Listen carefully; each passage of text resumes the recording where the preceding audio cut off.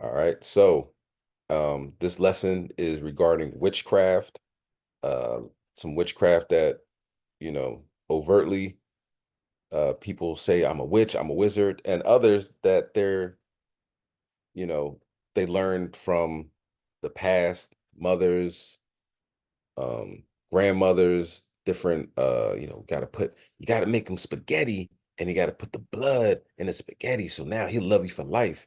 You know what I mean? Oh, this is what you gotta do. When you take a bath, you gotta use ginger and a goat bone, you know what I'm saying, and some chicken blood in your bath water, and you think about the man that you want, and he's gonna love you forever. That's witchcraft. That has nothing to do with the scriptures. All right. So what we're going to do, we're going to go into the past of what our ancestors have done, what the Most High has done to them. All right. And we're not going to learn the way of the heathen, or if we have learned the way of the heathen, we're going to forget that because it's a death sentence. All right. If you go to Wisdom of Solomon, chapter 12 and verse 3. Bubble short.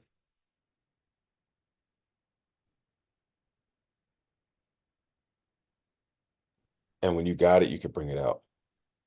Khan, this is the book of Wisdom of Solomon, chapter 12 and verse 3. For it was thy will to destroy by the hands of our fathers, both those of all inhabitants of thy holy land. So it's the will Yahweh Shem Shai destroy these wicked men that were doing evil. Go ahead. Verse 4. Whom thou hatest for doing most odious works of witchcraft and wicked sacrifices. Khan. The odious works is hateful works of witchcraft, right? That's going against Yahweh Shem Shai, is going towards uh Satan and evil and that left hand, okay? And wicked sacrifices, so when people meet at, put it like this, these eclipses, these full moons. It's a full moon, um, tomorrow, I believe. And that's going to be it's going to be a lunar eclipse. Trust and believe these left-handed uh witches and wizards, and there's no such thing as a right hand wizard and witch anyway. All right. That's another thing that people say, like, no, I'm not, I'm actually a good witch. There's no such thing as a good witch. All right. A witch is a witch is a witch, and the Most High is going to destroy them. Right. So those people get together and they conjure up spirits. Oh, this is the new moon. It is in Aquarius today. So, now you're much more free to explore your horizons and all this other stuff, right? And it sounds good. You know what I mean? It sounds, oh yeah, I can explore my horizons. I'm free, because the new moon is now in Sagittarius or Aquarius or whatever like that. But it's evil. You know what I mean? Because it has nothing to do with the Most High God. It's trying to observe times. You know what I mean? The Most High God will let you know what's going to happen next. You got scriptures that will tell you what's going to happen next. Do you know what I mean? You have prophets on the earth that will, tell you what's going to happen next. You know what I mean? Of course, believe everybody because there are false prophets out there. But going that direction is counterproductive, right? Because you will look at what's happening now in Hollywood and in the music industry, and how all these people that have gotten their millions of dollars through wicked sacrifices, uh odious works of witchcrafts, you know what I mean? That's how they got their kingdom that they have, their mansions and millions of dollars.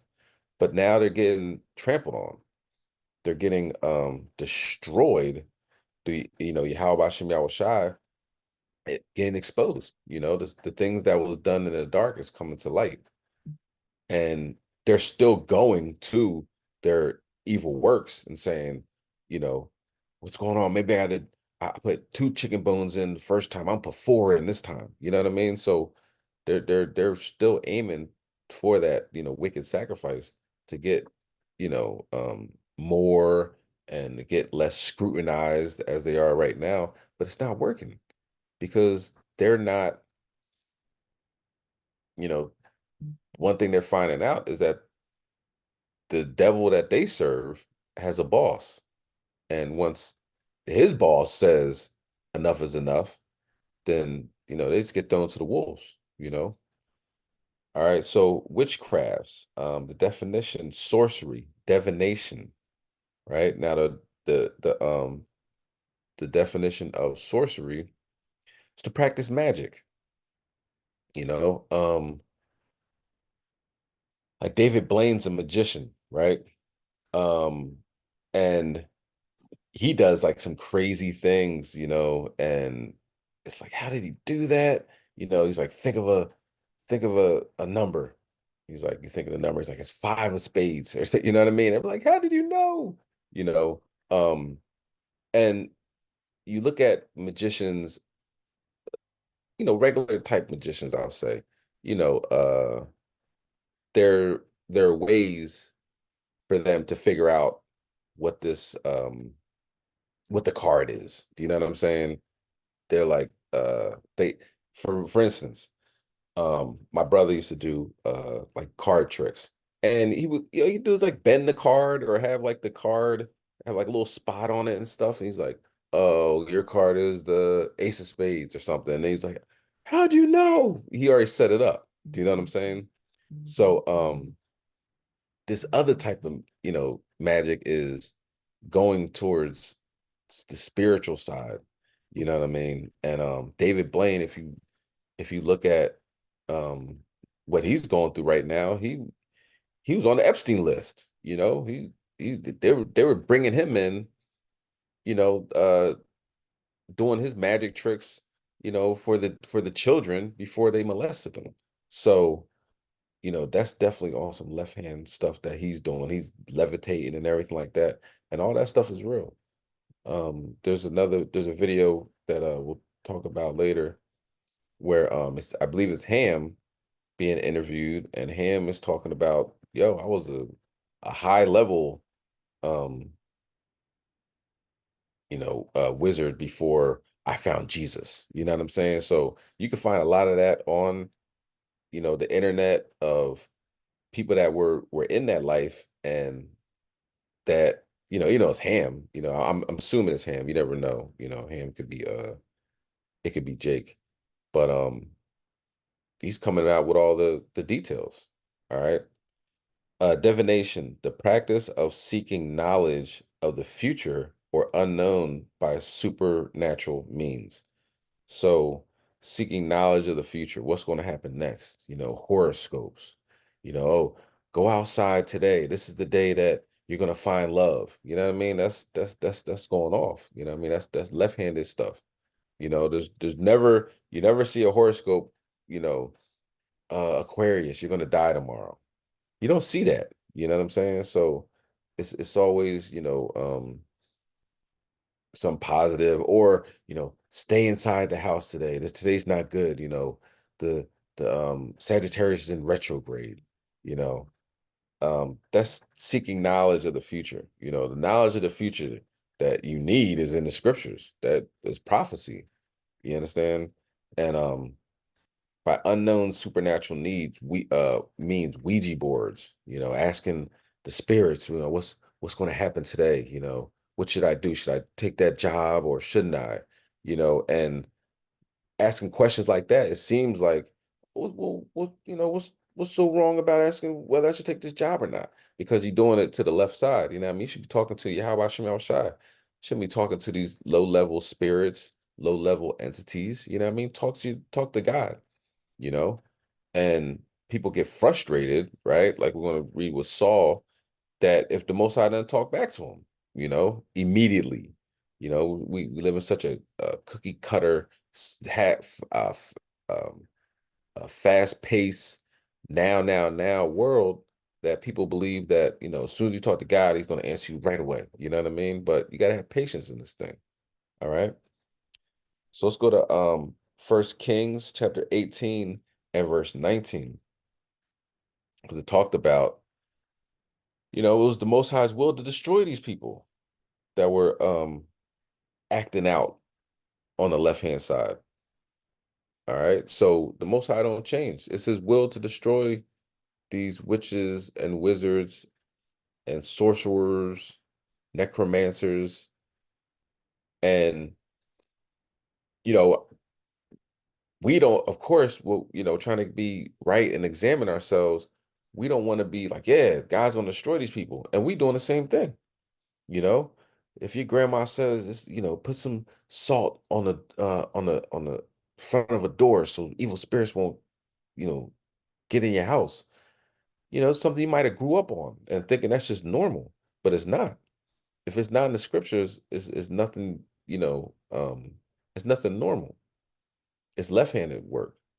Okay. See, if you want a man, you gotta put blood in his spaghetti. You know what I'm saying? This is some brothers will never eat anything red that comes out of a woman. I mean, that's made by a woman because they know that that witchcraft is something that is prevalent actually, and a, s- a study, not a study, an article came out about a year or two ago, I think 2 years ago, that a lot of our black women, so-called black women, Israelite women, right, that was in the Christianity, Gentile Israelites, I mean, they don't know that they're Israelites. They were in Christianity, we're leaving Christianity to go to witchcraft.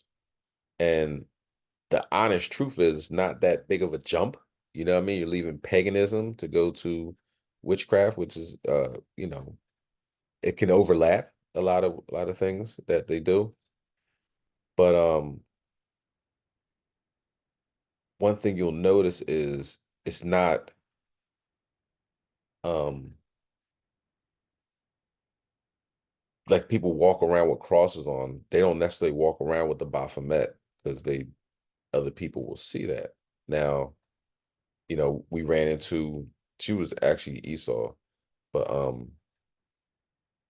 someone when we went down to DC with the Baphomet uh sign on, during camp. Guy walked by, he's like, yo, yeah, keep doing what you're doing, keep doing what you're doing, shaking everybody's hand.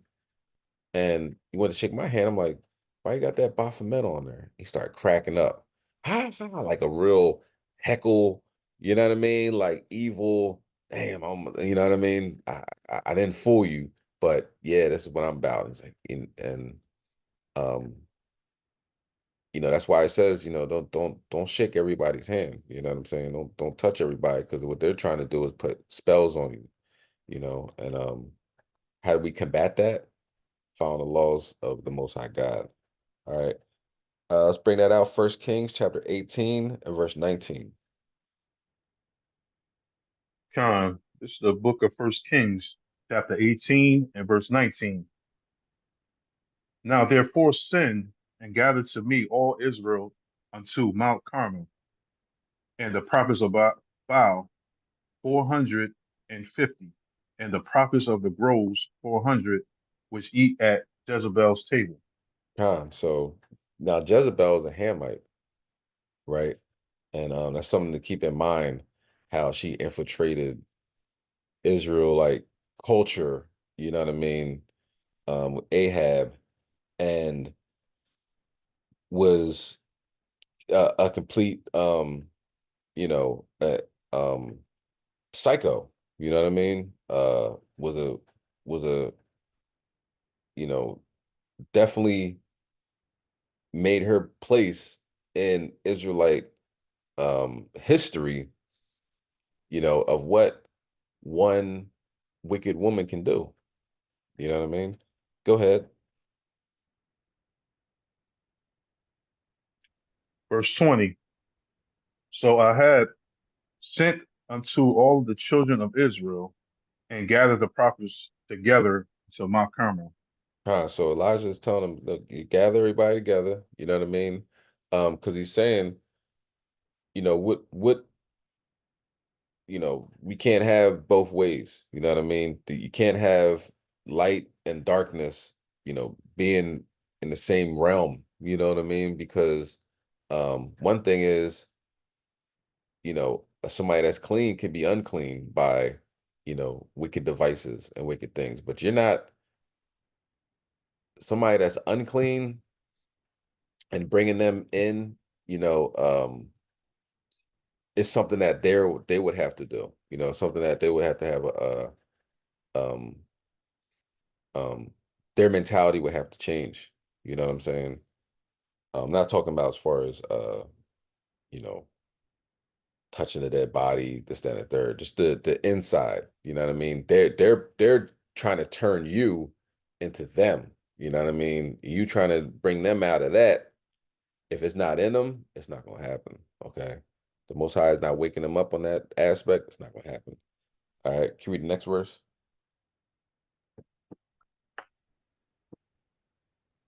Verse 21. And Elijah came unto all the people and said, how long have ye between two opinions? If the Lord be Yahweh, follow him. But if Baal, then follow him. And the people answered him not a word. So, pick who this day who you're gonna serve, pretty much what he's saying. You know what I mean? If this is your God now, this is the thing. You got to realize with these deities and stuff, there are actually things happening. You know what I mean? It's not like they're not getting any type of rewards for following Baal. You know what I'm saying? Because when Yahweh after he's done fasting and Satan came to him, he said, "Look, all these kingdoms. What do you need? I got you." Pretty much, right? Paraphrasing. Because why? Like it says in Job, the earth is given to the hand of the wicked. So he has um dominion right now. Okay. So that's one thing that's like the brother that he was a brother too that had the Baphomet, bringing him out of that. He's like, man, we for what? Look what all this, I got all these things, I got these women and I got money, and you know, um, I got help from the other side, which they think is help, so convincing them that it's not the way, is difficult if the Most High is not, um, opening up their eyes. All right. All right. So let's drop down to verse 24. Oh, Patrol. And Slakia, Baal is a Canaanite deity of fertility and weather, specifically rainstorms, right? So when you listen to Rihanna, um, making it rain, how the rappers making it rain, I believe Eminem had a song, Rain Man. So when you look at these songs that are very popular too, they make it to the Billboard's top 20 immediately. Um, and you see him throwing up the Baphomet and everything, that's still their allegiance to Baal. Okay. So let's continue on with the word. First Kings chapter 18, verse 24. This is the book of First Kings, chapter 18 and verse 24. And call ye on the name of your gods, and I will call on the name of Yahweh that answered by fire. Let him be Yahweh. And all the people answered and said, it is well spoken. Come. He said, call on the name of I will call on the name of the Lord. You know what I mean? And the God that answered by fire, let him be God. Let him be God. You know what I mean? So it's a battle, right? Go ahead. Verse 25. And Elijah said unto the prophets of Baal, choose you one bullock for yourselves, and dress it first. For ye are many, and call on the name of your gods, but put no fire under. Okay, so ye are many. It's a bunch of them. And it's Elijah, right? So let's go to Mark. chapter 5.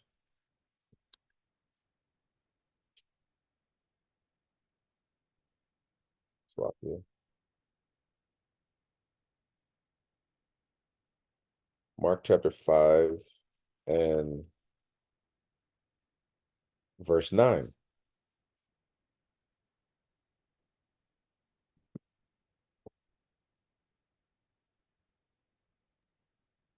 This is the book of Mark, chapter 5 and verse 9.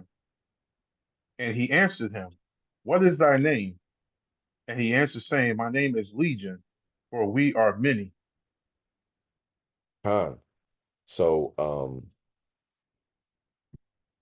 when you go back, right, you're dealing with the left side, you're dealing with evil, right? In Elijah's time, now in Hawashai's time, he asked the name of this entity. He said, "We are legion, we are many."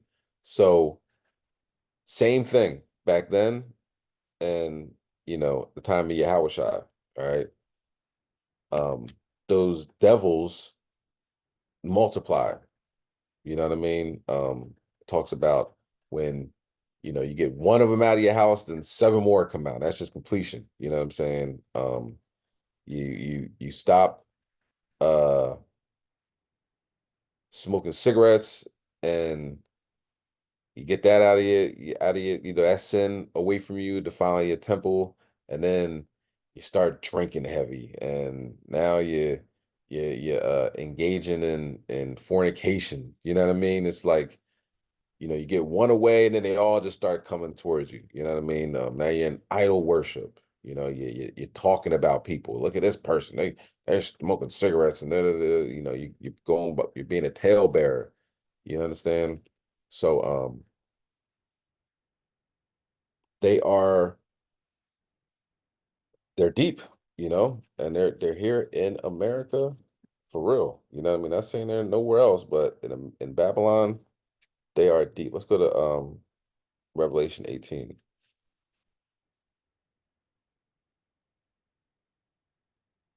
Revelation 18, verse 2. Purple Shaw.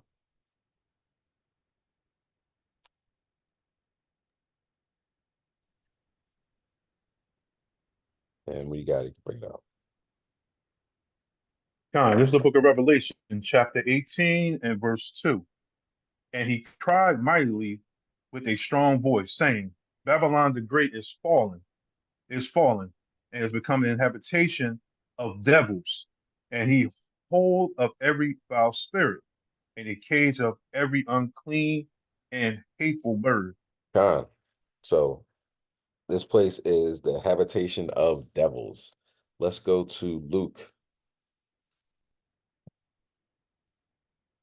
chapter 8.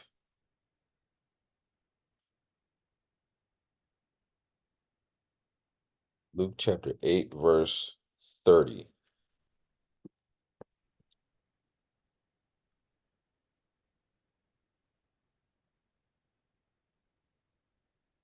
Yeah, you can bring it out.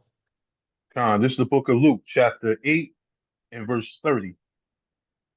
And Yahushua asked him, saying, What is thy name? And he said, Legion, because many devils were entered into him. Con. So many devils, many evils entered in. All right.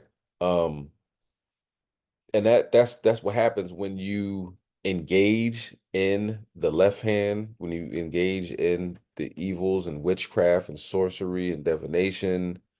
It ain't just one, it's a plethora. Like that's why we say, man, you got spirits on you, plural, you got spirits on you, and you can see that through the spirit, you know, um, how they inhabit people, and in these instances, they'll end up hurting themselves. All right. I'm gonna put on the video real quick. It's a very well I'm assuming um we talked about this before. So the it's a movie called Nefarious, and in this part of this movie, It's very well done. Talks about how demons inhabit people.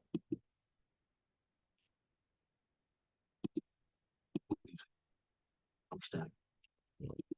So he starts off with a question asking, he's talking to the demon, but the vessel that he's inhabiting, he's like, are you happy that, what you're doing to this person? That he's on death row right now. I don't want to give out the whole movie. If you haven't seen it, I I advise you, it's a good movie to watch because it definitely explains some things. But let's watch this short clip. It's not going to give away the whole movie, you know what I mean? But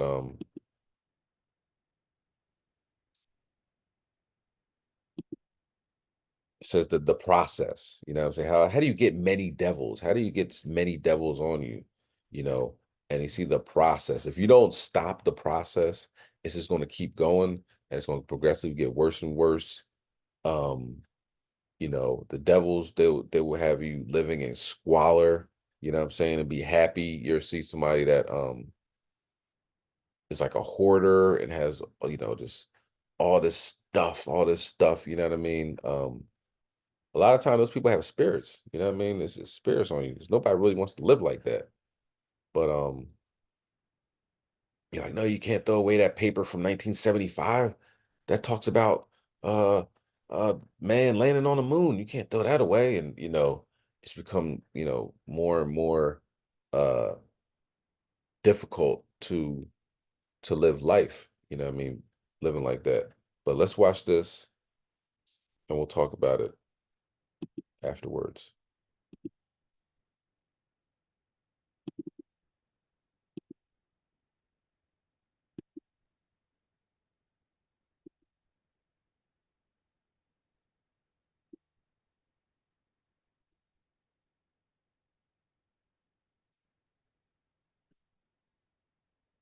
Edward, not so much. Why isn't Edward as happy as you are? Because on occasion, I make him do things that he doesn't want to do. Well, if Edward doesn't want to do them, why does he do them then? Do you believe in demonic possession? The idea of a malevolent entity controlling versus thoughts and actions, do you believe that? No, Whether you won't believe anything I'm about to tell you. it's not important what I believe. What's important right now is what you believe. Demons don't have beliefs, James. We have knowledge. We know. Okay, when did you possess? Doesn't work that way. Can't just possess someone. We need a series of yeses. So you're saying it's a Of course, process? it's a process. How does it work? It's complicated. Try me. I'm smarter than you think. Right, smart. Okay, James. We offer up a series of temptations, gradually increasing in terms of duration and intensity, degree of moral inequity. Absence of baptism in this case allows us to begin work long before the age of reason. At 3, age of 5, maybe a theft of a toy car can do a great deal. Then we move on to bigger and better things. At 8, grandmother's gift of a Ouija board gives immediate access to his decision making, so we began steering them without him ever calling into question exactly who was doing the steering. Enough yeses and few enough nos gives increasing rights over the victim's physical and mental processes. Did that track, James? It seems random, almost unfocused. Well, that's what we want you to think. We have a level of focus beyond your comprehension. As a matter of fact, everybody around him, friends, family, they didn't even notice the changes. It happened so incrementally. They just thought it was Eddie being Eddie. We knew exactly what we were doing, when, where, and how he was giving consent, and the exact moment that we achieved each new degree of control. Degree? Control host body comes in degrees. There's stages, each with its own name and characteristics. And those are? From top to bottom, extreme temptation, obsession, infestation, finally possession, subjugation. And Edward Wayne Fully Brady is- subjugated. That's why we're having this conversation. Yes, we own him. We? All those who dwell below. My master's very generous with the toys he gives his children to play with. Subjugation with an S.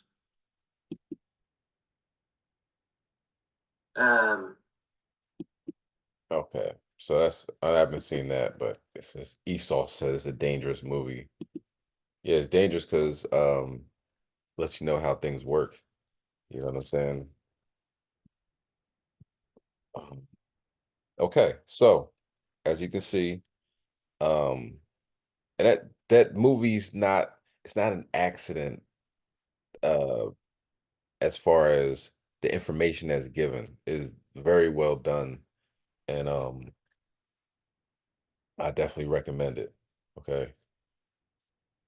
I don't know what Esau's talking about. It's dangerous. It's dangerous because yeah, once the you know Esau being exposed, you know what I'm saying, then it could be dangerous for their bottom line. All right, so let's go back to First Kings, chapter 18, and let's go to verse 26.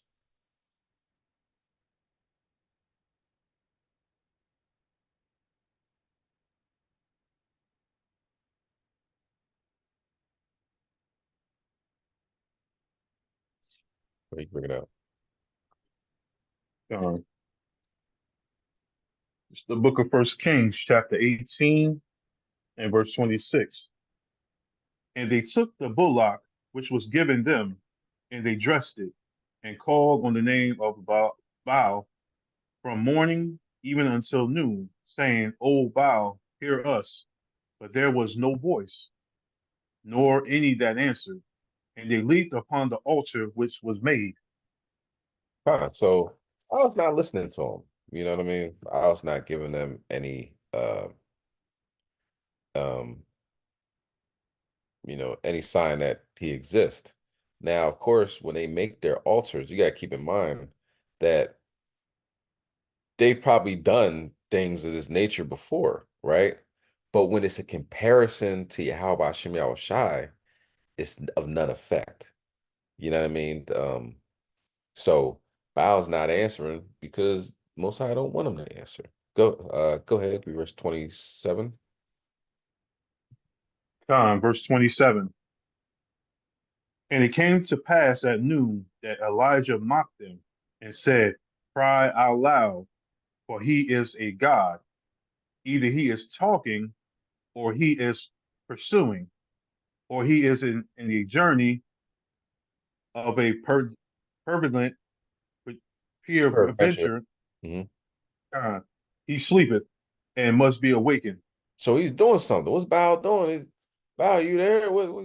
You busy? You talking to somebody? You know what I mean? You're a god. He must be on a road somewhere. You know what I mean? He can't answer his phone right now. He's on a journey. Or he's sleeping. This God sleeps. Most I put him to sleep, right? You gotta be awakened. Somebody awaken Bao, right? So he's just mocking him. You know what I mean? And because he knows the power is from the Most High, not Baal, some um some some some African deity, you know what I mean? Canaanite deity. Go ahead, verse 28. Verse 28. And they cried out loud and cut themselves after their manner with knives and laquettes till the blood gushed out upon them. So now they're cutting themselves and they're crying out loud. Um, let's go to Mark. Let's go back to Mark, chapter 5, verse 2. And you might know people that are cutters, you know what I'm saying? You possibly could have been a cutter, and you gotta look in that time period of your life. What were you going through? What were you dealing with? You know what I'm saying? Some people, it feels like a release for them to cut themselves, you know. I dealt with that a lot working in prisons, you know what I'm saying, in jails. People will get something sharp and just start cutting themselves, okay? And these are spirits. These spirits that are infecting their mind. Okay, so let's go to Mark chapter 5 and verse 2. This is the book of Mark, chapter 5 and verse 2. And when he was come out of the ship immediately, there met him out of the tombs a man with an unclean spirit. Go ahead. Verse 3, who had his dwelling among the tombs, and no man could bind him, no, not with chains. And you got to keep in mind that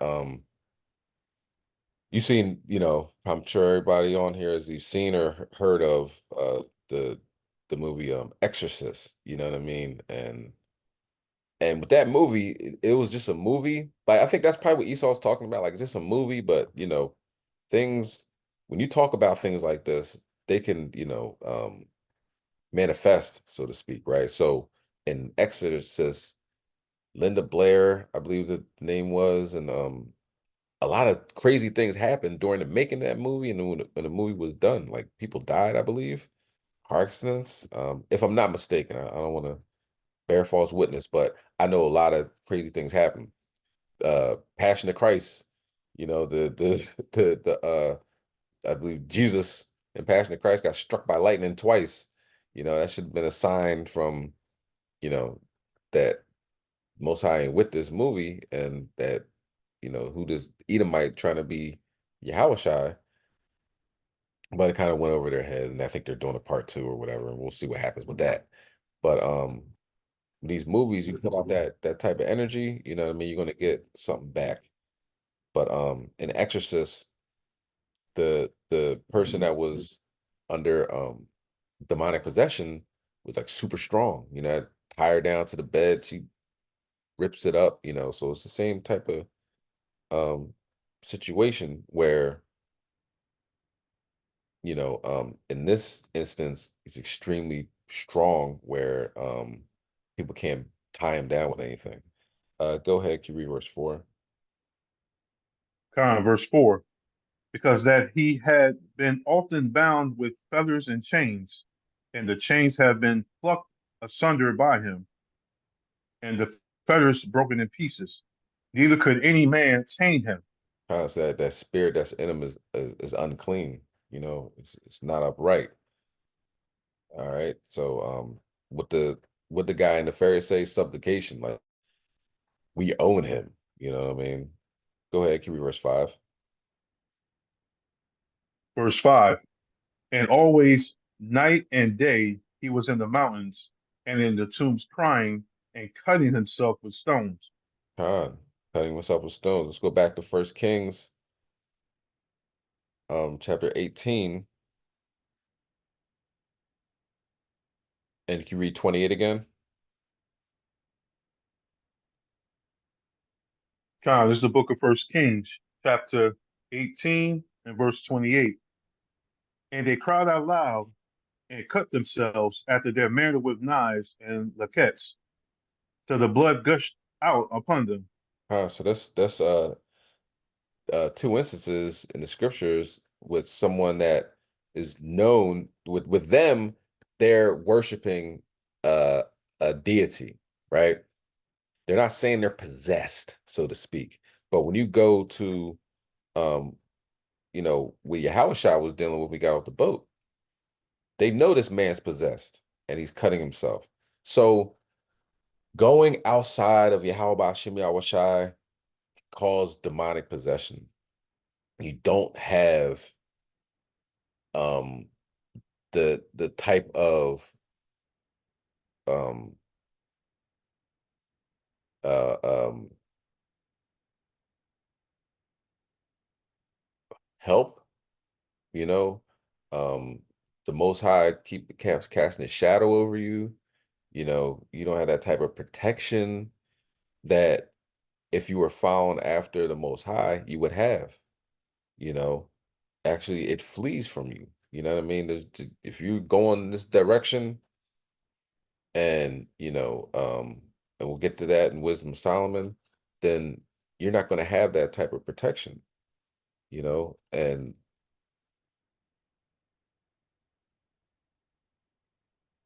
now, just crying out to Baal. And you can imagine they're just not just followers of Baal. They're telling other people to be followers of Baal. They're doing all types of wicked sacrifices. It's not just, um, oh, that's your God, this is my God. Like Islam. always says. You know what I'm saying? You got your God, I got Allah, but you might as well have Baal. You know what I mean? Like what does your God tell you to do? You're going the complete opposite of what the Most High says. That's why I say you should have no other gods before me. So when you start to have other gods before the Most High, and Christianity too, it's not the same God. They're not following the scriptures. They're not even reading the scriptures. They're doing Christianity is just another form of pagan worship. Just in another name, and it's, dressed up like it's not. So that's why, they have the Holy Spirit. Yeah, they got a spirit, I mean, the Holy Spirit, it's a spirit of just, mumbling and falling on the ground and convulsion and shaking and everything. They really are seeing things. They really are dealing with things, but it's on the left-hand side. And we go back to the brother that was shot in Philly, right? The rapper, you know what I mean? I think his name Fats, something Fat G's, something like that. They have the ring camera, and his parents says, honor your parents, his parents, I'm assuming that's his parents, are talking like, yo, go back in the house. What are you doing? Stop talking to these people. Da, da, da. And you hear him say, somebody slipped him something, right? But then when they interviewed his brother, he said he was at the mosque praying all day. So which one is it? Did somebody slip him something, or was he at the mosque praying all day? I'm gonna assume he was at the mosque praying all day to a fake God, and it left him extremely paranoid and irrational to the point where he's just going up to cars and saying, "Who are you?" and going to his house and getting a gun, and then getting shot. So that's what following after a fake God can do to you. You know, his parents were saying this is not him. He's not acting right. And apparently he wasn't. Go ahead. Get your hand raised.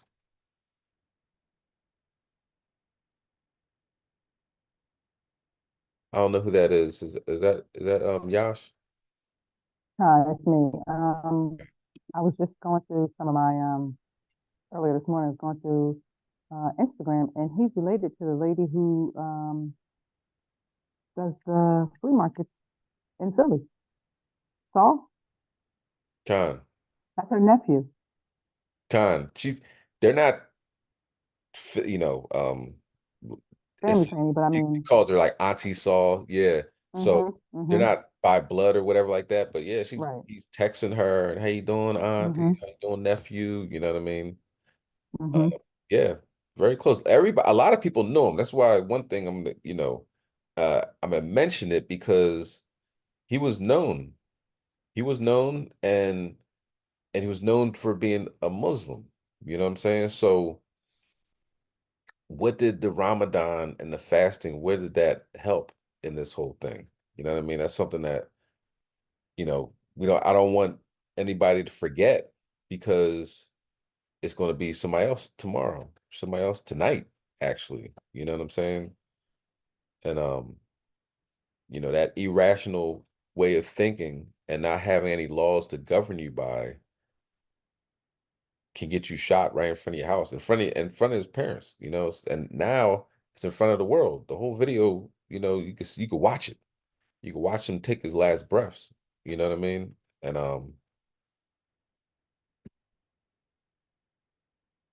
it's unfortunate, but when truth is brought to light, it has to be you know, we have to take heed to the warnings and what we should be doing, unless something like that can definitely happen, like it did. All right. So let's go back to First Kings 18, verse 40. So there's nothing wrong with me. You got Yahweh, I got Allah, right? That's what you hear people say, and so okay, you got Yahweh, I got Jesus. Jesus is my God, right? What Christians will say.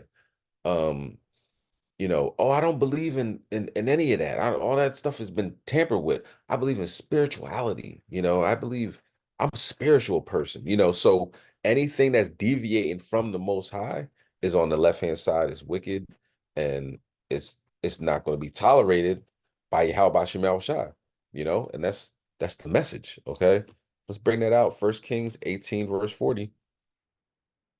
This is the book of First Kings, chapter 18 and verse 40. And Elijah said unto them, take the prophets of Baal, let not one of them escape. And they took them, and Elijah brought them down to Brook Kishon and slew them there. They all died. It was like 400 to 450, I believe. Prophets, they all died. You know, not don't let one of them escape. If you're going to stand by um something that's contrary to the Most High, he's not going to let you escape. He's not going to, okay, you know, that one prophet down there, he has a good heart though. You know what I mean? He might follow Baal, but you know, he helps old women across the street. You know what I mean? Oh, he might follow Baal, but you know, he's not in the stealing from his brother. No, that key right there. He, no matter how good, quote unquote, they are in their waking lives and the things that they're doing, you're not following the Most High God and following after uh Baal or anything else. Just like in this scripture, everybody got to go. You know, that's why this end times everything that's going on is going to be so, you know, it's going to be, you know, horses, the blood's going to be up to the horse's bridle, because it's very few that are actually following what the scriptures say and what they're, you know, and what to do. Christianity doesn't do it. Islam, even though they're supposed to follow the laws, they don't. You know, how do you say you can't eat swine, but you can eat, you know, bottom feeders in the ocean? That doesn't make any sense. And if you're starving, you can eat swine. You know, so you're given you know, a bastardized version of the law to the world to eat. And that's what people say. Oh man, there's billions of Muslims. That doesn't matter. You know, many are called, few are chosen. You know, and that this world was made for many, but the world to come for a few. So yeah, you can have a billion trillion Muslims, but if they're not following the laws of God, they're all going to die like dogs in the street. Okay. And not saying that that brother was a dog, but that's how they killed him. They killed him like a dog in the street. All right, let's go to Leviticus chapter 20 and verse 27. And most high willing, that would be a catalyst for change, you know? Like, you know, how do people keep dying during Ramadan? You know, it's supposed to be a holy time, you know, but that's just what it is. And then we're in the Passover season. People die during the Passover season, you know. You know, it's the all the will of the Most High, but you know, dying in your sin is much worse than just death, period. Okay. Death happens to everybody. Now there's some people that won't see death, and here we are following these laws, statutes, commandments, and scriptures, Most High willing, we be part of that number. Okay. Let's go to Leviticus, Salakia, chapter 20 and verse 27. This is the book of Leviticus, chapter 20 and verse 27. Salakia, can you start at 26? 26. And ye shall be holy unto me, for I, the Lord, am holy, and have served you from other people, that ye should be mine. Severed you. So Served you, Salakia. So we're separated. You know what I mean? We're not like everybody else. We're not like Ishmaelites. You know what I'm saying? We're not like Amalekites. You know what I'm saying? We're not like Ammonites. You know, we're not like Moabites. You know what I'm saying? So Canaanites. We're separate from these people. So the things that they do, we don't do. You know, they have their, you know, what Amalekites have the Tamu, that they read, and what they're doing with babies and pedophilia, that's just completely off. But they're justified by reading that they can do these things. Canaanites, the Egyptologists, this is what Nature Boy, Ariel was bringing out, the cult he was running, you know what I mean? But that was Jake trying to be like them. As soon as we try to be like somebody else, bad things happen. I think that brother's never getting out of jail. You understand? Um, so the deities and the rituals that these other groups follow, they have no they don't get the message. You know what I mean? They don't get the message of the Most High. When they pray, please, I need this, I need that. Most High not hearing them prayers. They're less than nothing. So they made up their, long somewhere down the line, they made up this deity, this, that. So they're just really worshiping demons. And, the demons can make, things happen for them, right? Being it's a wicked kingdom. And it becomes religion. That's their religion. That's their doctrine. That's their law, right? But it's not the law of Yahweh Shema Shai, you know. And come to find out that when we go over there and test the waters over there, it's never good. All right. Can you read verse 27? Verse 27. A man also or woman that have a familiar spirit, or that is a wizard, shall surely be put to death. They shall stone them with stones, their blood shall be upon them. Huh. So doing those things, surely we put to death. All right. Have a familiar spirit. All right. And we'll go back. Let's go back to what Yahweh Bashim Al Shai says, do not do. All right, let's go to Deuteronomy chapter 18.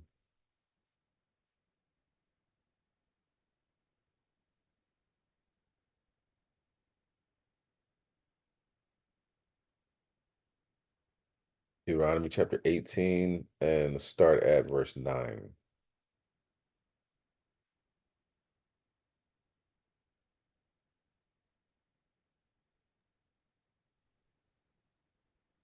This is the book of Deuteronomy, chapter 18 and verse 9. When thou art come into the land which Yahweh thy power given thee, thou shalt not learn to do after the abominations of those nations. So do not learn what they're doing. That's why we have to check the things that our ancestors have told us, because our ancestors have fallen short. And like, oh, well, the Italians do this. I learned this when, from a Frenchman, you know what I'm saying? So, and it can be passed down through generation to generation. You know what I'm saying? Um, it's another thing. Don't split the pole. Oh man, my friends always say that, man. Don't split the what are you doing? Don't split the poles. Bad luck. What? What's bad luck? You telling me you walk on that side of the pole and I walk on that side of the pole is bad luck? Show me that in the scriptures. Even when I wasn't in the truth, I thought that was ridiculous. You know what I'm saying? So many superstition things that people do, that has nothing to do with the Bible. Step on a crack, break your mother's back. What are you doing? You stepping on cracks. Like people will really go far and above and beyond for these superstitions. That's the key word, right? Is superstition. It's like, oh, it's just a superstition. No, it's much more. I don't see. Let me see if we got superstitions in the scriptures. You know what I'm saying?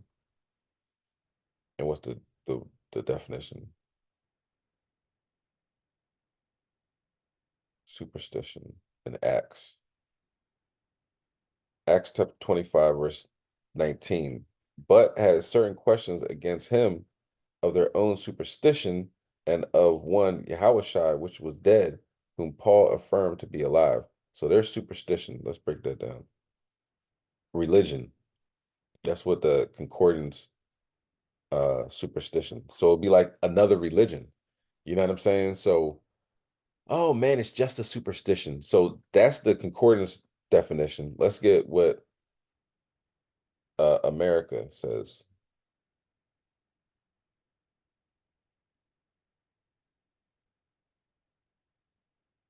Superstition definition. Excessively credulous belief in and reference for supernatural beings. That's a heavy definition though. Widely held but unjustified belief in supernatural causation leading to certain consequences of an action or event or practice based upon belief. Superstitions, plural. She touched her locket for luck, a superstition she had since childhood. Yeah, my grandma gave me this. This is my good luck charm. Oh, I never leave home without this. It becomes an idol. It becomes a superstition. It becomes a religion. This is keeping you safe. Not the Most High, not the angels encamped around you. It's a locket that your grandma gave you. It's a ring that I got from my great great great great grandmother. This right here has been passed down our generation, forever. My mom said if I wear this, I will bear 5 children. You know what I'm saying? So it's a whole nother religion. That superstition. It's a whole nother mindset. It's a whole nother luck. So instead of you got look at this, a 4-leaf clover. Well, this is good luck. Says who? The Irish? You know what I mean? Who told you that? These are things that America has purposely put out to be not that bad. It's fine. You can do that. You know what I mean? But at the same time, the Most High never said we could do that. The Most High didn't say this will give you luck. Most High didn't say this would will sustain you and protect you, from the evil. My grandmother gave me this rock, and she said, if I ever get scared, you hold on to that rock. Man, that's a death sentence, man. Grandma at the time obviously didn't know no better. We'll give grandma, and that's one thing we repent of our sins, repent of our ancestors' sins as well, because we're here on earth able to, do the work. The dead is, gone. They can't worship the Most High, you know, but we're able to do that. That's what David was saying. Don't kill me, because if I'm dead, I can't do this work. I can't worship you. So while we're here, we repent for our ancestors as well. You know what I'm saying? For the things that they've done. You know what I mean? But keep in mind that that's it's going off. All right. So we can't continue on with our ancestors going off back in the 1920s and 1930s. Here we are, so-called 2023, 24, Slovakia, and doing the same thing they were doing hundreds of years ago. Go ahead, Ty. Salakia, yeah, my mother, she used to spit on the broom. If you had like swept her feet, if you was like sweeping the house or whatever, she would like stop you in the midst of your sweep or your swing. Like, wait, hold it, and grab the broom and hop and spit on the broom. That used to always, creep me out. I'm like, Mom, what are you doing? Mm, Oh, nah, you can't sweep around my feet. Bring that broom in. Let me see that broom. Oh yeah. wow. Yeah. So it's in our families. Do you know what I'm saying? It's if I think about it, more enough, I can think of my ancestors and the things that they said. You know what I mean? And I'm like, that's weird. They're like, oh man, we've been doing this for generations. We have to stop that because that is continuing on with our generational curses because we're doing things contrary to the scriptures. You know what I mean? And we all have them in our families. You know what I'm saying? If you think about it long enough, or just something you might have picked up on TV sometime, or picked up in just America watching, you know, um, a TV show when you're little, like, oh, okay, I'm gonna do that now. You know what I mean? But if it goes against the script, when I say not going against the scriptures, if you're getting help, you think you're getting help from outside of the Most High God, that's going against the scriptures. All right. Con. So let's go to you read verse 10. Verse 10. There shall not be found among Salakia. This is the book of Deuteronomy, chapter 18 and verse 10. There shall not be found among you anyone that maketh his son or his daughter to pass through the fire, or that useth division, Divination. or that useth divination, Salakia, or an observer of times, or an enchanter, or a witch. Khan, it said, there shall not be found among you. You know what I mean? Not supposed to be around these people, let alone you're one of these people. Do you know what I'm saying? So you're not even supposed to keep them around you. You know what I mean? Go ahead, verse 11. Oh, no, no, Salakia. Let's go to, and let's go to Exodus. Hold that. We'll come back to Deuteronomy. Let's go to Exodus 22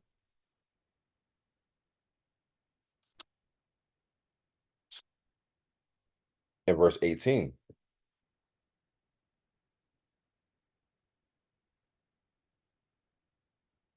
This is the book of Exodus, chapter 22 and verse 18. Thou shalt not suffer a witch to live. So, and back then, you stone these people. You know, it's a process. You know what I mean? You gotta have, evidence at the mouth of two or three witnesses, right? But this person is doing witchcraft. You get stoned. Those people die. You know what I mean? Now, of course, here we are in America, and the witches are Rihanna, uh, the Hillary Clinton. You know what I mean? Beyonce, like the people at the highest level of government. Um, I'm sure Nancy Pelosi, you know what I mean? Once you reach these levels of prominence in Babylon, you're doing things on the left-hand side. You know what I'm saying? That's not to say everybody, but you can kind of see the wickedness in people. It really, their continence shows, you know what I'm saying? We can have a conversation, be like, yeah, that person's probably a witch. You know what I'm saying? And, you know, and to be honest, they're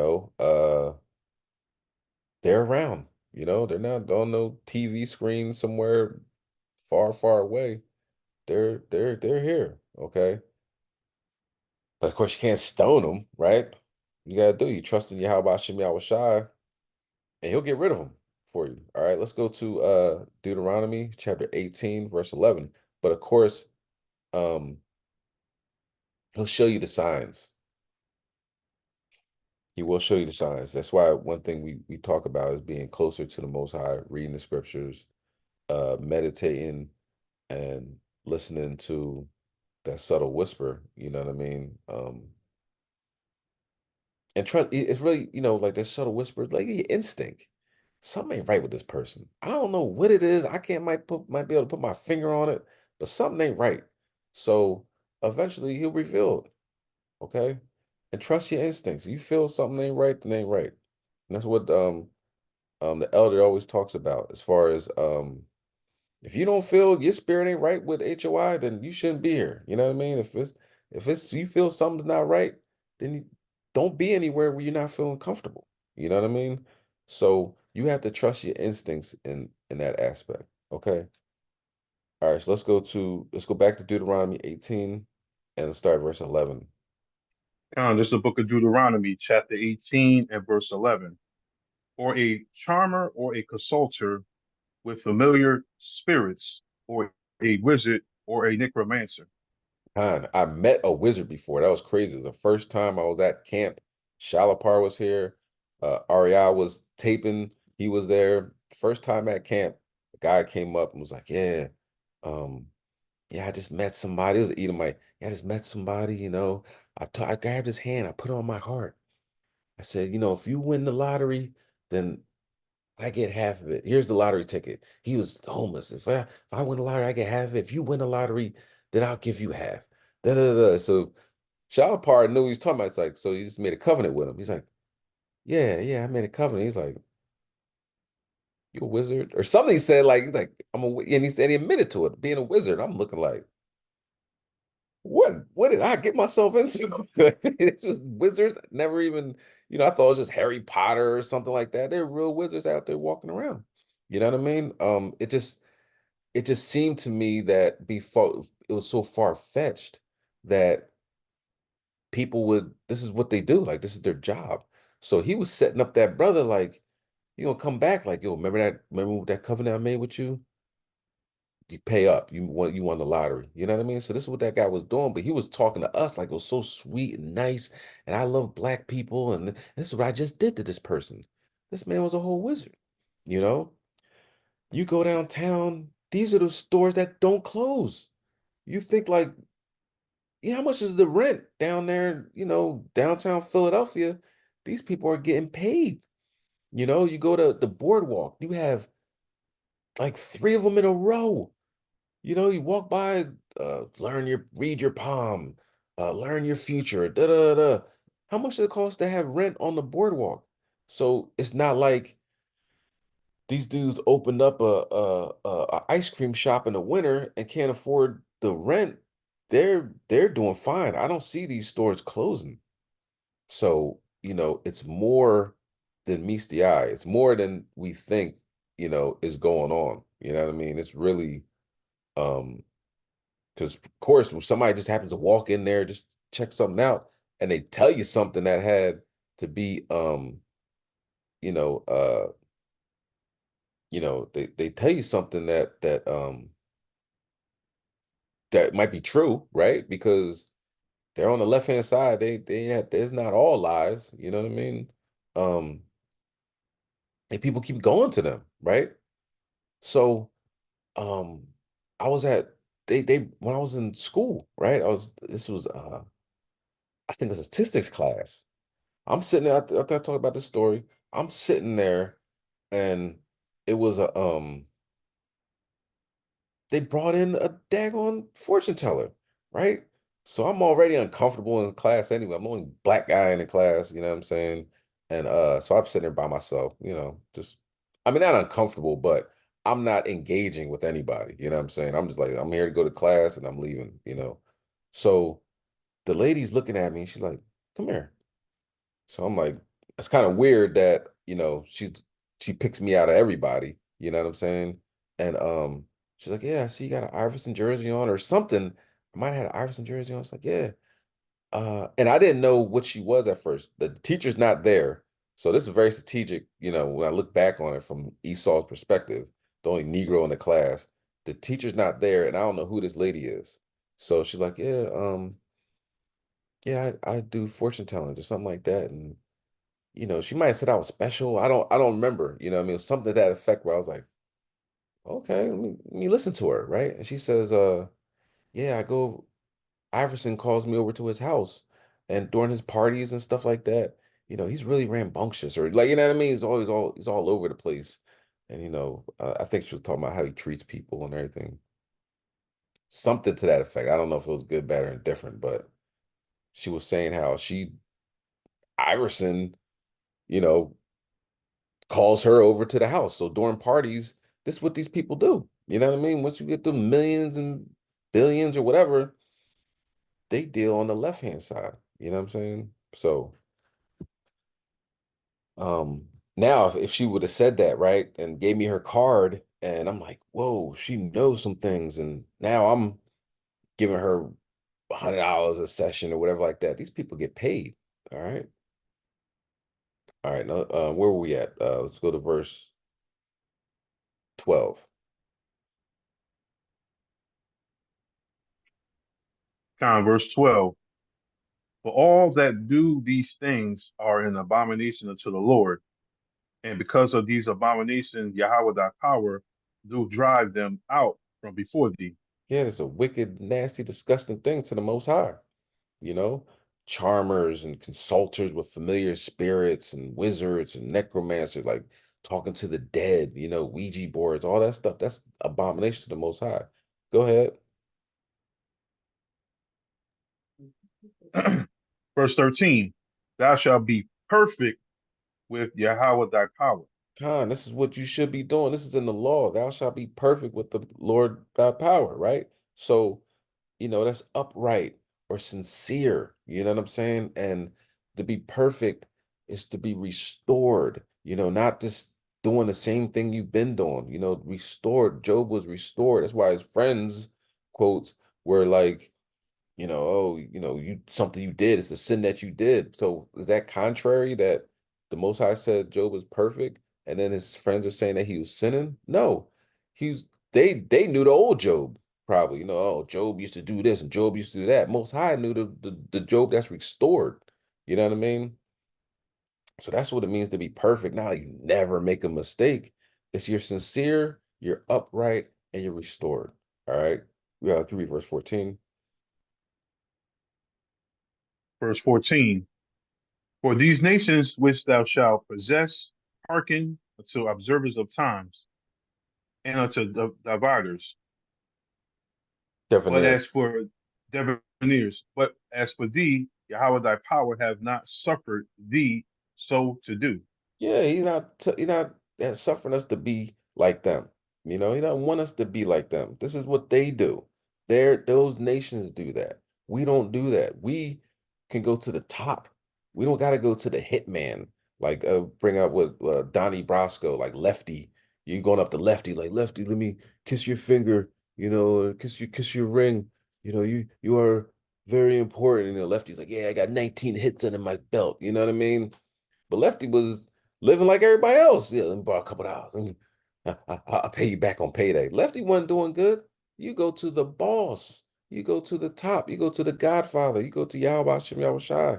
You know what I'm saying? Don't go to no hitman. Go to Satan and, hey, I need your help, Satan. Satan's like, shoot, I need help. I don't know everything. You know what I'm saying? As far as the hitman and all that goes, they're not the top of the food chain. You go to the top of the food chain. That's why they want to be like us. We have we have um we can develop an excellent relationship with Yahweh Bashim Yahweh Shai. They can't do that because they're less than nothing. Don't follow anybody that's less than nothing. They don't know where they're going. They can't get you anywhere. All right. Okay, so let's go to Leviticus chapter 19.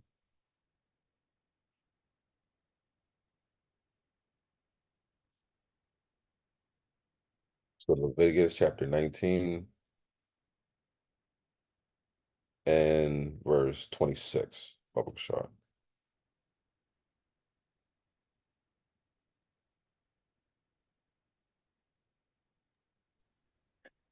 This is the book of Leviticus, chapter 19 and verse 26. Ye shall not eat anything with the blood, neither shall ye use enchantment, nor observe times. Huh. This is the law. This is what we should not be doing. Yeah, I mean, you can't really make this up. It says you can't eat anything with blood, right? But the Red Sea, I know the Red Sea's not, I mean, oh my goodness. The Red Sea just had an earthquake. Just popped up. Okay. We'll pretend, like there's not, okay. Neither shall Can't you. make this You can't make it up. You can't make it up. God. I'm saying I don't even remember the Red Sea having an earthquake in recent time I can remember, but the Red Sea just had an earthquake, 4.5 magnitude earthquake. That's pretty significant too. All right, and nor observe times. Okay, it's lucky or unlucky. You know what I mean? Oh man, this is an unlucky day. This is a lucky day. Good luck. I know I say that too. I say it as like a joke, like, oh, you don't want to follow the Most High? Good luck. But in reality, there's no such thing as luck. You know what I mean? It's either the Most High is with you or he's not. Either he's helping you or he ain't. Okay. All right, let's get to that. The soothsayers, the using enchantments, right? Let's go to 1 Samuel chapter 28.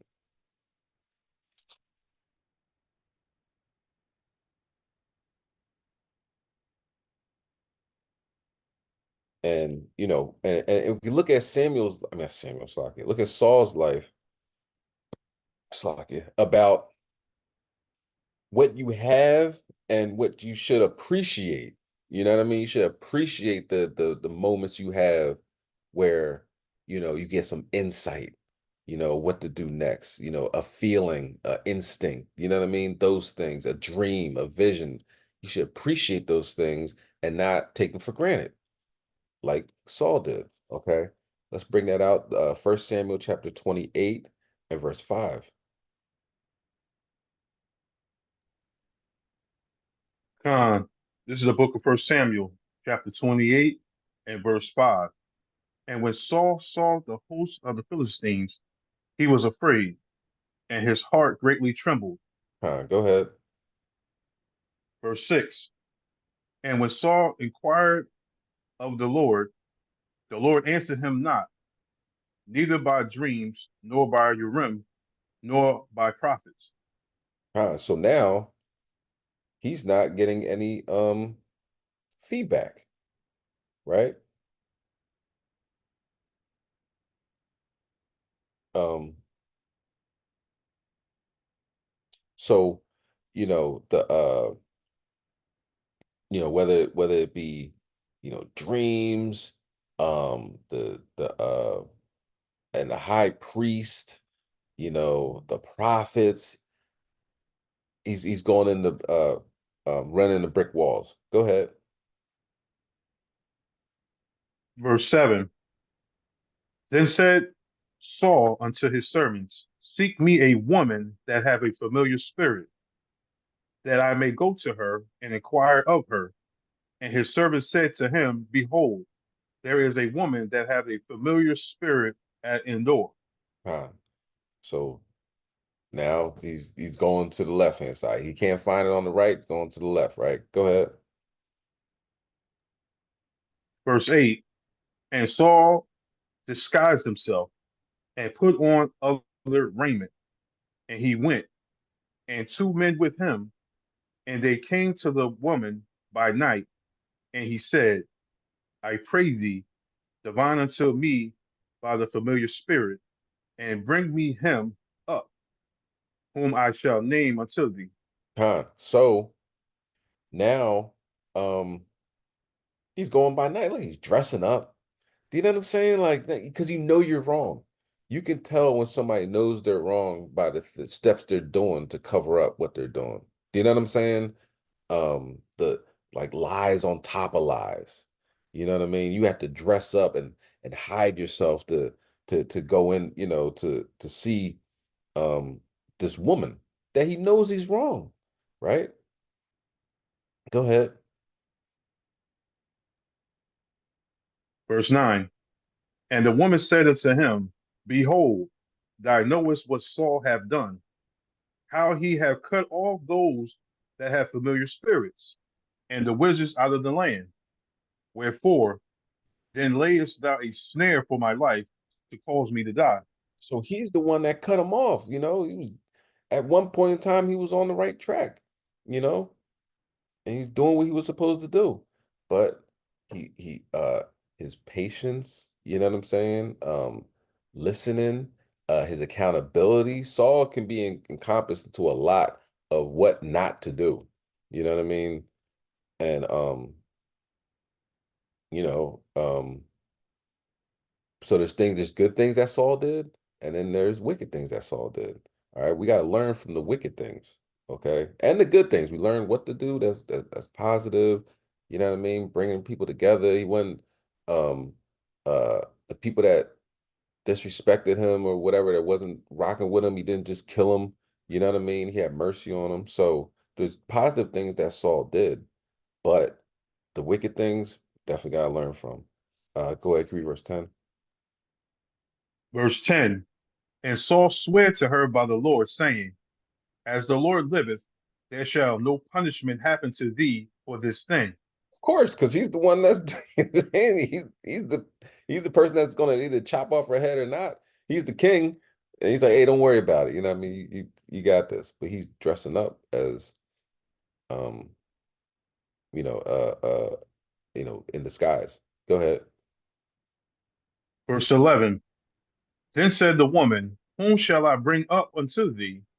And he said, bring me up Samuel. So bring up Samuel. Samuel died, right? And Samuel, of course, is a prophet, right? Go ahead.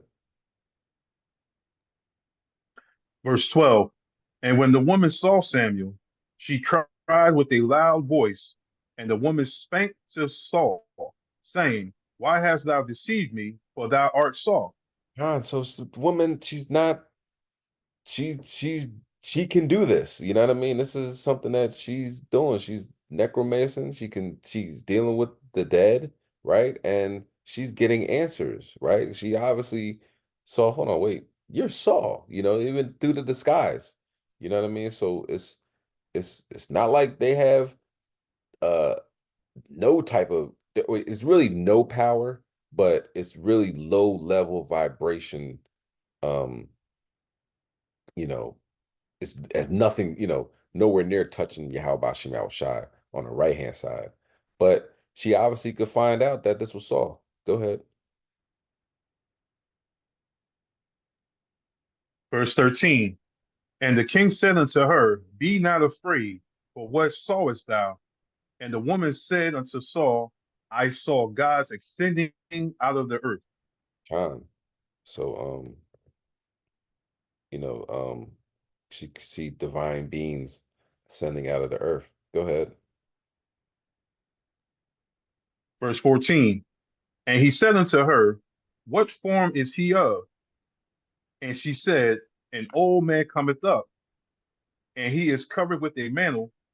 And Saul perceived that it was Samuel, and he stooped with his face to the ground. So like he stomped with his face to the ground and bowed himself. He was right. He stooped down. So he's laying on Uh, the face to the ground and everything, right? So it's everything's not like Ghost, like what's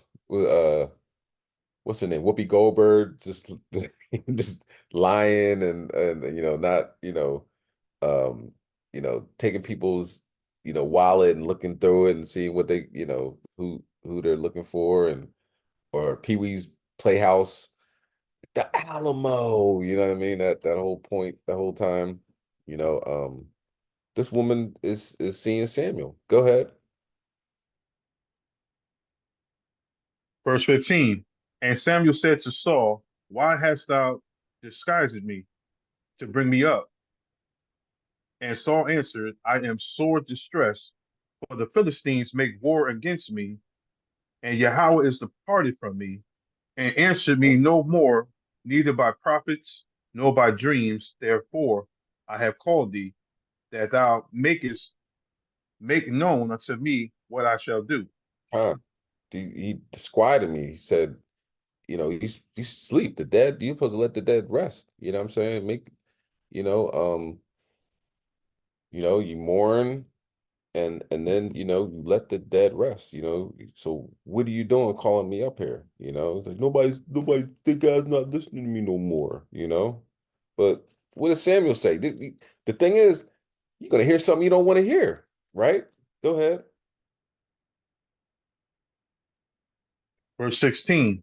Then said Samuel, Wherefore then dost thou ask of me, seeing the Lord is departed from thee, and it is become thy enemy? So what are you asking me for? Lord got away from you, and now he's your enemy. Now he's fighting against you. You can't win. You know what I mean? It's a fearful thing to fall into the hands of the Most High. Go ahead, give verse 17. Verse 17. And the Lord have done to him as he spake by me, for the Lord have rent the kingdom out of thy hand and given it to thy neighbor, even to David. Time. The kingdom ain't yours no more. He told you he's gonna, take the kingdom away from you. He ain't telling you nothing new. Now that I'm dead. Go ahead. Verse 18. Because thou obeyest not the voice of the Lord, nor executest his fierce wrath upon Amalek. Therefore have the Lord done this thing unto thee this day. He said, kill Amalek, kill the kings, kill everything. And oh no, I'm gonna get this sheep. This sheep I'm gonna use to sacrifice for the Lord. What did it say? The Lord said, I'd rather have obedience than sacrifice, right? So and Samuel told him, wait for me, and don't do anything. Don't do anything. You know what I mean? I'm gonna anoint you, and you know, offer sacrifice. And what did he do? He didn't wait for him. So he's being disobedient. Okay. Can you read verse 19? Verse 19. Moreover, the Lord will also deliver Israel with thee into the hand of the Philistines. And tomorrow shalt thou and thy sons be with me. The Lord also shall deliver the host of Israel into the hand of the Philistines. That's heavy, man. He's talking about, listen, not only are you gonna lose, but your sons and you're gonna be with me. And he's dead. So what does that feel like? To find out not only, you're going to a battle that you're definitely gonna lose, and you're gonna die and your son's gonna die. So that's you know, you definitely don't want to get to hear anything like that. You don't talk to the dead. You know what I'm saying? You talk to Yahweh Shem Shai. And he should have been fasting and praying and doing everything in his power to get the Most High back on, to get the Most High back right with him, instead of being against him. But instead, what does he do? He goes to the evil, and it's really just his evil side. You know what I mean? This woman knows that what she's doing is wrong. Saul knows what he's doing, going to her, is wrong. That's evil. All right, so let's go to 1 Samuel 15 and verse 23. You might be like, man, I don't do no witchcraft. I don't know what you're talking about. You know what I mean? I'm glad I'm you might say, I'm glad I'm far removed from that. I got nothing to do with that. But let's see what he compares witchcraft to. Okay, you bring that out, 1 Samuel chapter 15, verse 23. Matter of This is fact, the book of First. start verse 22, just because brought that verse out earlier. This is the book of First Samuel, chapter 15 and verse 22. And Samuel said, have the Lord as great delight in burnt offerings and sacrifices, as in obeying the voice of the Lord. Behold, to obey is better than sacrifice, and to hearken than the fat of rams. So that, just listen, be obedient. But if you don't be obedient to the Most High, then what? You have rebellion. Go ahead, read verse 23. Verse, verse 23. For rebellion is as the sin of witchcraft, and stubbornness is as equality, Iniquity. shalaki, iniquity and idolatry, because thou hast rejected the word of the Lord. He have also rejected thee from being king. Huh. So rebellion is as the sin of witchcraft. I'm like, I don't deal with witchcraft. Are you rebellious? Then you might as well be doing witchcraft. You know what I'm saying? And stubbornness is as iniquity and idolatry. Stubborn, stiff neck. You might as well be an idol worshiper. You might as well be sinning. You know what I mean? Being stubborn.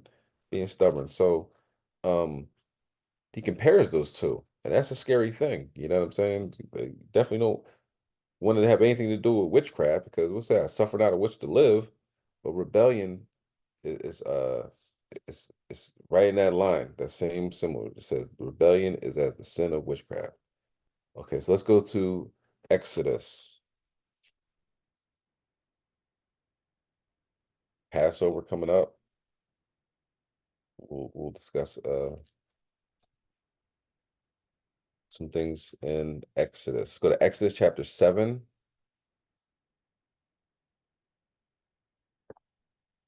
And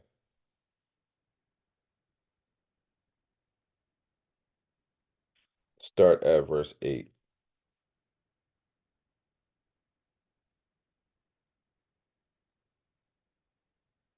This is the book of Exodus, chapter 7 and verse 8. And the Lord spake unto Moses and unto Aaron, saying, Go ahead. when Pharaoh shall speak unto you, saying, show a miracle for you, then thou shalt say unto Aaron, take thy rod and cast it before Pharaoh, and it shall become a serpent. Because, go up to, able to talk to the Pharaoh and say, God says this and God says that, they're like, well, prove it. You know what I mean? He said, take that rod and cast it, and telling Aaron too. So this is important that in the collective mind, I guess what's it called? It's like the Mandela, not the Mandela effect, but something where everybody has the thought that yeah, I think it's the Mandela effect. Everybody thinks Mandela died and he was alive. So when he died, it was like, I thought he's already dead. So in this, everybody thinks it was Moses. A lot of people think it was Moses' rod, but it was Aaron's. Okay, let's go to verse 10. Verse 10. And Moses and Aaron went into Pharaoh, and they did so as the Lord had commanded. And Aaron cast down his rod before Pharaoh and before his servants, and it became a serpent. So Aaron cast down his rod and became a serpent. Go ahead. Verse 11. Then Pharaoh also called the wise men and the sorcerers, now the magicians of Egypt. They also did in like manner with their enchantments. Because they could do the same thing, right? They did the same thing, cast down their rod, right? Um, but let's see what happens. Go ahead, verse 12. Verse 12. For they cast down every man his rod, and they became serpents. But Aaron's rod swallowed up their rods. There's a difference though. You know what I mean? That's why I was talking about the woman. She could see things, but it's just so low level vibration, low level energy, you know what I mean? Low level power, you know what I mean? That it's nothing in comparison to the most high. The most high, his and his, you know, snake tore up their snake. You know what I'm saying? Their serpent, it's like his serpent tore up their serpent, right? Um Now let's go to the next chapter, Exodus chapter 8, verse 16. So we have to, fully embrace ourselves in this truth that, the Most High is the winner. You know what I'm saying? He's the one that's going to take care of uh our issues with these Edomites and everything. They can go out and then full moons, they're gonna go out tomorrow. It's a lunar eclipse, it's a full moon. They're gonna go out and they're gonna um do their enchantments and everything like that, but it's gonna come to naught, you know? All right, so let's go. Let's oh, for the most part, okay, we'll get to that too, because the things that they do affect uh certain people. We just don't want it to affect us. Okay. You can bring that out. Exodus chapter 8, verse 16. This is the book of Exodus, chapter 8 and verse 16. And the Lord said unto Moses, say unto Aaron, stretch out thy rod and smite the dust of the land, that it may become lice throughout all the land of Egypt. Go ahead. Verse 17. And they did so, for Aaron stretched out his hand with his rod and smote the dust off the earth, and it became lice in man and in beast. All the dust of the land became lice throughout all the land of Egypt. Says lice. They said perhaps fleas or gnats, you know what I mean? Just all over the place, right? And that happened in Jersey. You guys remember that? And in New York, the guy was driving on his bike and it's all in his beard and everything like that. So, this plagues, they're back on the earth. You know what I'm saying? Right now they got, I think in what was it, New Mexico, I think the bubonic plague. There's measles in 3 states after people, went down to Florida. So there's measles everywhere now, or 3 states that could easily spread. Um, so somebody died from the bubonic plague. And what else? What else? What else? Something else. Um, let me see if I can find it.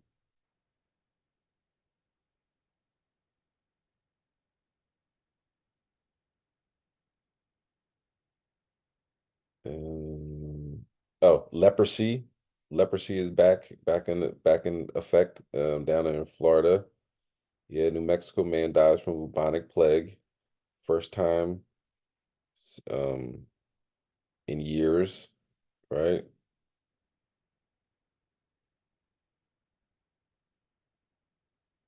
And there's a monolith that shows up in Wales, right? It's, regular monolith just in the middle of nowhere. A hunter found it, not talking much about it, just like last time in 2020 or 2019, the monolith shows up. So these are signs, okay? So let's keep in mind these things are happening now, all right? But back to the scriptures. Where we at? Is it 17? Did you read 17? Or we're at 18, right? 18, Go ahead. It's like, yeah. verse 18. And the magicians did so with their enchantments to bring forth lice, but they could not. So there were lice upon man and upon beast. And that's one thing. Everybody's like, something happens. They're like, oh man, that's Esau, man. Esau can't do these things. Esau doesn't have the power to do these things. You gotta see the understand that yeah, Esau might be able to manipulate the weather, right? But if he really could do that, to the extent that we think he can, or that some people think he can, he would send a 10.0 magnitude earthquake in Russia and destroy the country, but he can't do everything. You know what I mean? He has access to certain things, and he would like us to think that he has unlimited amount of power. He does not. All right. Can we read verse 19? Verse 19. Then the magician said unto Pharaoh, this is the finger of Yahweh. And Pharaoh's heart was hardened, and he hearkened not unto them as the Lord had said. So the magician's like, man, this is God. And there's a difference between what the the the evil can do and what the Most High can do. The Most High can do a million times more powerful the things that they can do. All right, let's go to Isaiah chapter 45. Isaiah 45 and 5.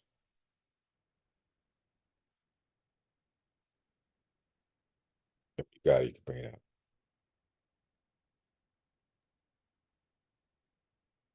This is the book of Isaiah, chapter 45 and verse 5. I am the Lord, and there is none else.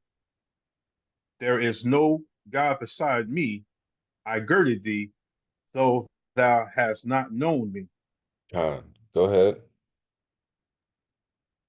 Verse 6, that they may know from the rising of the sun and from the west that there is none beside me. I am the Lord, and there is none else. He really has to hammer that home. You know what I'm saying? Listen, this is me. I'm doing this. I'm taking care of this. All right. Verse 5, verse 6. Like, listen, there is none else. Go ahead, can we read verse 7? Verse 7, I form the light and create darkness. I make peace and create evil. I, the Lord, do all these things. He does all of it. All of it. So when they're calling down Baal, send down fire, Baal, Most High is like, "Nah, don't do that." No, no, we're not gonna do that. When they throw down Aaron's rod, and like, and then they made a serpent with their rod. Most High's like, eat that rod up, eat it up, eat it up, enjoy. You know, when the magicians over there in Egypt trying to make lice, and then the gnats and the flies and all that, and no, can't do that. No. And they're like, man, it's the hand of God, because God is at the top. Most High is at the top, and they understand that. They understand that they're lower level. You know what I mean? But we can't, in turn, fall into these traps, these superstitions, you know, these horoscopes, these, oh wow, it's a full moon. That means, Mercury's in retrograde and Sagittarius is now uh can be able to be seen. So nah, man, all that stuff is nonsense. You know what I mean? We got the scriptures. We have the Most High. We have the ear of the Lord found if we follow the law, statutes, commandments, right? Let's go to Numbers 23:23. So, like I said, during these eclipses and these full moons and the new moon and the comet that's coming down, there's gonna be so much divination and you know, people that are trying to see what time it is, let me look at the stars. Let me take out my tarot cards and all this other nonsense. They're going to be throwing curses on God's chosen people because they're on the left-hand side. They're on the side of evil, right? We have to realize that, bring that out. Numbers 23, verse 23, Baba Kishar.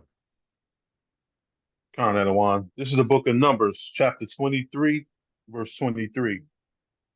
Surely there is no enchantment against Jacob, neither is there any divination against Israel. According to this time, it shall be said of Jacob and of Israel, what have God wrought? So there's no, if you're following the law, statutes, commandments, you have to be following the law, statutes, commandments. You have to be doing this work. You have to be in the truth. Other people, that's what I said in the beginning. I'm like, you can't say that for everybody because, you say, well, they're Israel, but all Israel isn't Israel. If you're not doing what God requires of you, then you're not going to get that protection that God will give you. All right, so let's go to Psalm chapter 91. Psalm chapter 91. Powerful, very powerful chapter. And verse 9.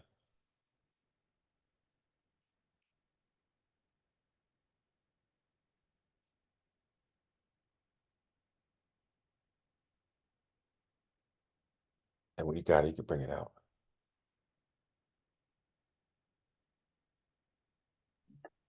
God, this is the book of Psalm, chapter 91 and verse 9.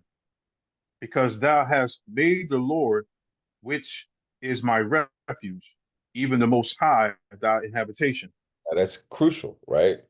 Because it says, "Thou hast made the Lord, which is my refuge, even the Most High, my habitation." Okay, so this is in the truth. This is involved. You're active, as they say. You're active in this thing, right? Give me verse 10.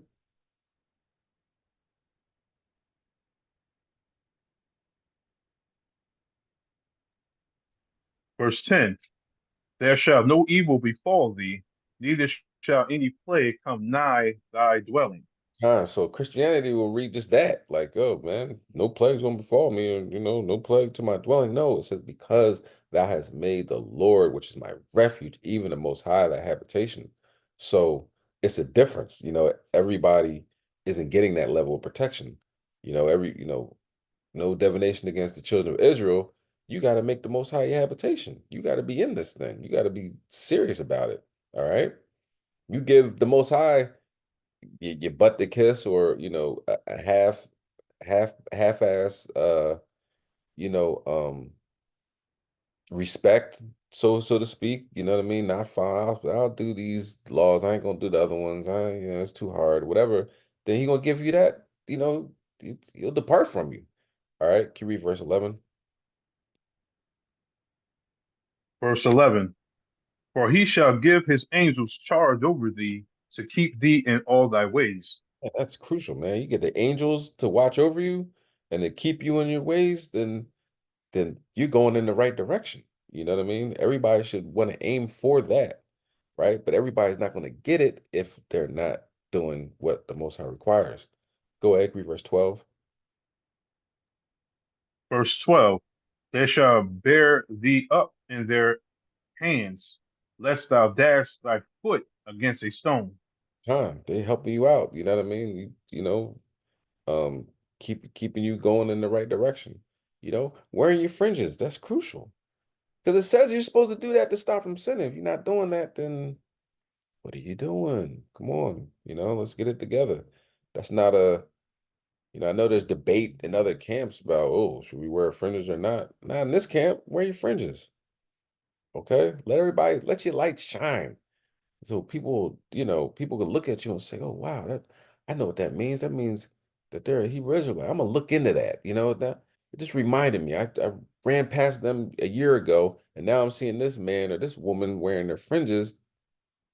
So now I'm gonna look into that. Somebody might walk up to you and ask you a question regarding it, and you might save a soul. Okay, so do that. Let's go to Wisdom Solomon, chapter 1.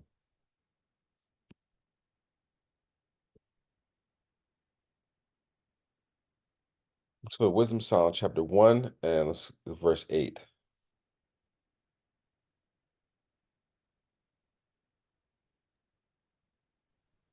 So this is if you're Con, not socket. This is doing it if you're not doing what you're supposed to do. Okay.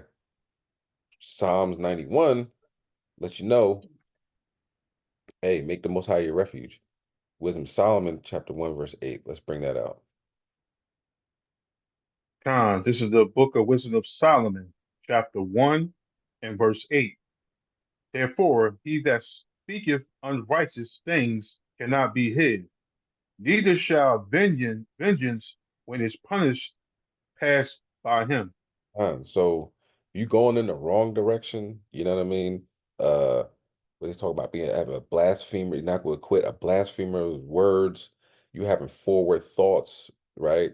That will separate you from your God, separate you from your power, you know? And if you're speaking unrighteous, things can't be hid. Nobody, this is just talking crazy on the sidelines, you know what I mean? That's not everything you speak in the closet is going to be broadcast on the rooftops, like Dog the Bounty Hunter, can't stand these niggers, Paula Dean, these niggers, and you got the Hulk Hogan and Mel Gibson. You remember at one point in time, it was like every other week, it seemed like, Mel Gibson said, you're gonna get, he said some crazy stuff, you know what I mean? But and that's the maker of Passion of Christ, right? So, the things that you say quietly will be broadcast through the world. You gotta be ready for that. So that means what? Don't speak unrighteous things, right? And neither when it punishes, pass by them. So you're not gonna have that level of protection of the angels if you live in contrary to the scriptures. All right, let's go to Jeremiah 29. A couple more scriptures, y'all.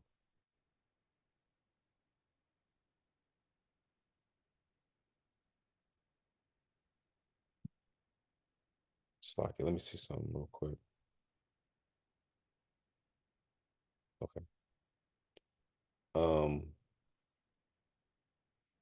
yeah, Jeremiah 29 and verse 11.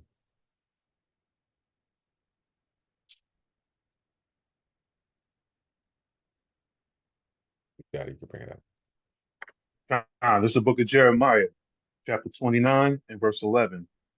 For I know the thoughts that I think toward you, saith the Lord, thoughts of peace and not of evil, to give you an expected end. So the Most High God has thoughts of peace towards us. It's us that are living contrary and doing the opposite. And he said, not of evil, to give you an expected end, right? You know what I mean? And what's our expected end? Let's go to Second Ezra chapter 2, verse 13. Well, matter of fact, hold on. Matter of fact, keep going with that. Go back to Jeremiah 29. Read verse 12. This is the book of Jeremiah, chapter 29 and verse 12. Then shall ye call upon me, and ye shall go and pray unto me, and I will hearken unto you. So you need praying to the Most High, He's gonna listen to you. That's amazing. Go ahead.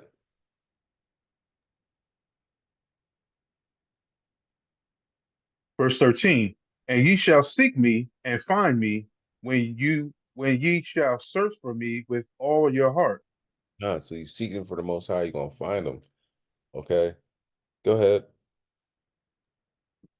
Verse 14, and I will be found of you, saith the Lord, and I will turn away your captivity, and I will gather you from all the nations and from all the places whither I have driven you, saith the Lord, and I will bring you again into the place whence I caused you to be carried away captive. Going back to the homeland. I'm saying that's a beautiful thing. Praying to the Most High, he's listening to you, he's hearkening to you. You seek him, and you know what I mean. And you're gonna find him. You search for him with all your heart, meaning all your mind. This is on your mind, 24/7. However you want to look at it. You always tying things back into the scriptures. You know what I mean? You watch a movie, you can, oh man, that reminds me of Ezra right there. That reminds me of Jeremiah right there. You know what I mean? It's just a constant thing on your mind. It's not, oh, it's Sunday, let me go to church like Christianity. Oh, it's Saturday. Now I'm an Israelite. Let me follow the Sabbath. No, this is constant. You know what I'm saying? And you building yourself up.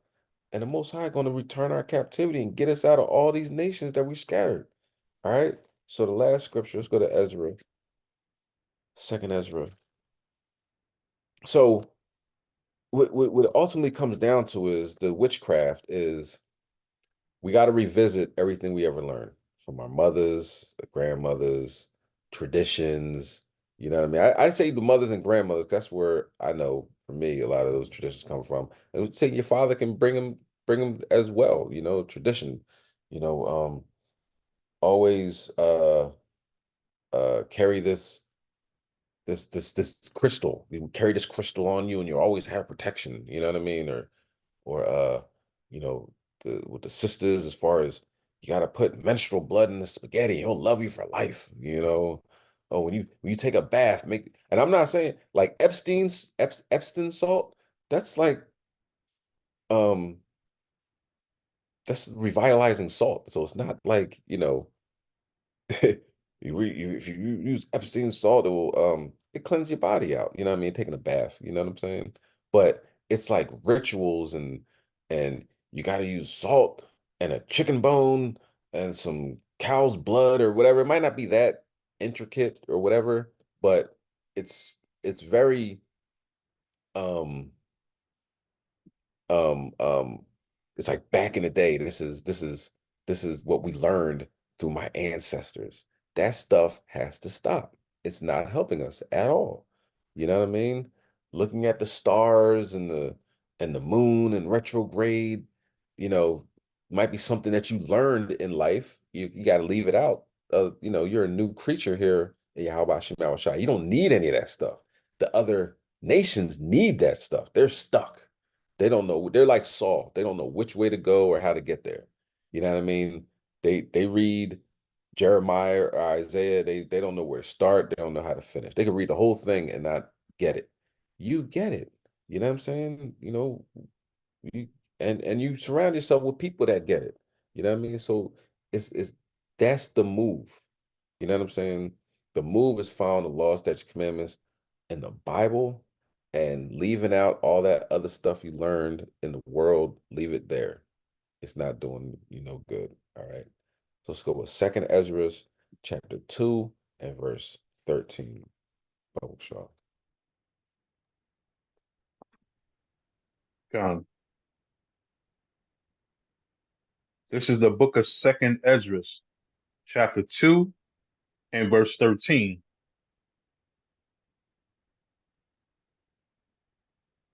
Go, and ye shall receive.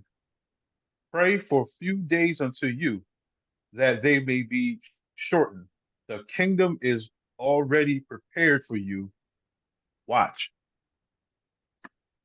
Khan, Khan. The kingdom's already prepared. All right. So we'll say pray a few days, say maybe shorten. You know what I'm saying? Pray that this captivity is shortened.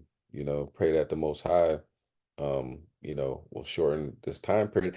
And just like we read and watched the videos in the beginning, man, it's so much stuff going on in Russia right now and Ukraine. Then we gotta understand that This is it. This is it. And the sister sent me a if you get Proverbs 28:1, and we'll end on that. Okay. We'll end on that. Can't make this stuff up though. Got another one.